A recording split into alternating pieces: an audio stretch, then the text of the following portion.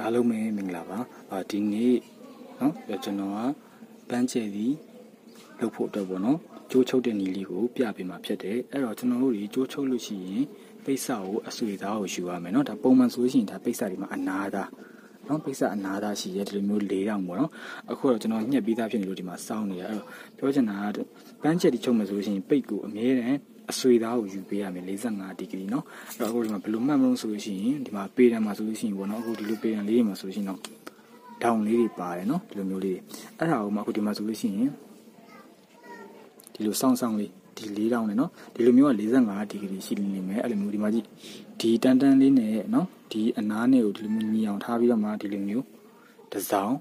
เนาะတစ်စောင်းယူပေးရမယ်เนาะအဲ့လိုမျိုးကိုမှအခုကဘယ်လောက်ယူမလို့ဆိုလို့ရှိရင်ပေတံတစ်ပြားစာ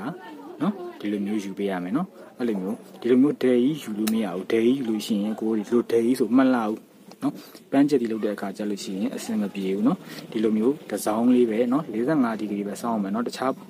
အဆင်ပြေသလိုစောင်းလို့မရဘူးနော်45ဒီဂရီပဲဒီလိုမျိုးပဲစောင်းလေးပဲယူပေးရမယ်နော်အခုအကူကတော့ဒီမှာငကိုကကိုက်လက်ဆရှိတော့ကြတော့အဲ့ပုံမှာပဲပြန်ပြီးတော့မှထပ်ကိုက်ပြလိုက်မယ်နော်အဲ့တော့အကျဲကဘယ်လောက်ယူမလို့ဆိုရှင်ဒီမှာတန်ပေတန်တစ်ပြားစာပေါ့နော်တန်ပေတန်တစ်ပြားစာအကိုတွေ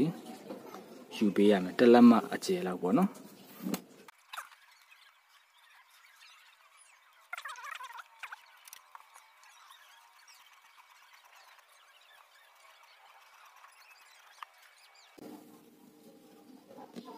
ဟုတ်ပြီနော်အကိုတို့ဒီမှာ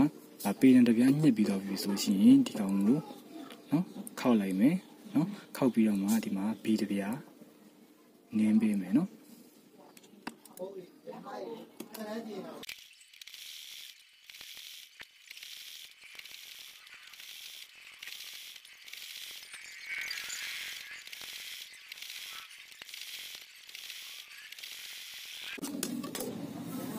ရပြီနော်ကြိုးချုပ်ပြီးတော့ကြိုးချုပ်ပြီးလိုက်ဆိုရင်ကိုဒီမှာ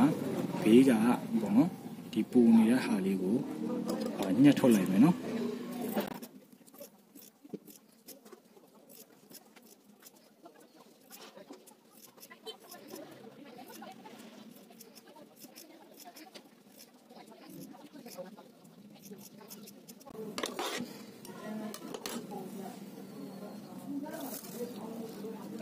ညက်ပြီးသွားပြီနော်ညက်ပြီးသွားပြီဆိုချင်းကိုဒီမှာလှန်တန်လေးရှိတယ်နော်လှန်တန်လေးနဲ့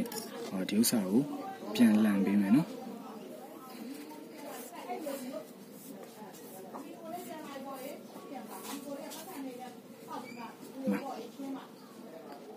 ဒီထိတ်မှာချိတ်ကလေးရှိတယ်ဒီချိတ်ကလေးနော်အဲ့အချွန်လေးကိုဒီအပေါ်မှာဒီလိုမျိုးလေးထိုးခဲ့ပြီနော်အဲ့ချုံလေးကိုဒီလိုမျိုးလေးထုတ်ပြီးတော့မှဒီချိတ်ကလေးကိုဒီလိုမျိုးချိတ်ပြီးတော့မှစဆွဲမယ်နော်အဲ့လိုမချိတ်ခဲ့ဘူးဆိုရင်ဒီဘက်ကိုပါမလာတဲ့နေလို့မျိုးဆိုလို့နော်အဲ့လိုမျိုးလေးချိတ်ပြီးတော့မှဒီဘက်ကိုဆွဲလာခဲ့ပြီ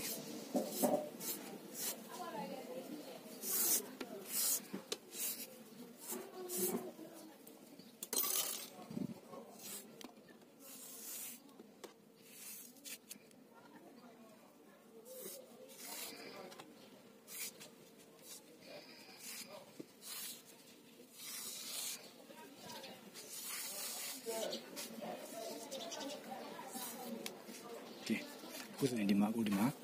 ပန်းကျက်ဒီထုတ်ဖို့တော့ပေါ့နော်ကြိုးလေးရပြီနော်အဒီဆက်လေးကိုမြူးလေးတက်လိုက်လဲရတယ်နော်တကယ်လို့ကိုမြူးမတိုက်ဘူးဆိုရှင်လည်းလုံးလေးဒီတိုင်းလေးပဲဆိုရင်လည်းရတယ်နော်အခုအပေါ်တော့မီးပြက်နေလို့မြူးတိုင်းမပြတော့နော်အဲ့ဒါဆိုရှင်ပန်းကျက်ဒီလုံးမယ်ဆိုလို့ရှိရင်ကြိုးချုပ်တဲ့နေရာဒီပုံစံတိုင်းပဲချုပ်ပေးရမှာနော်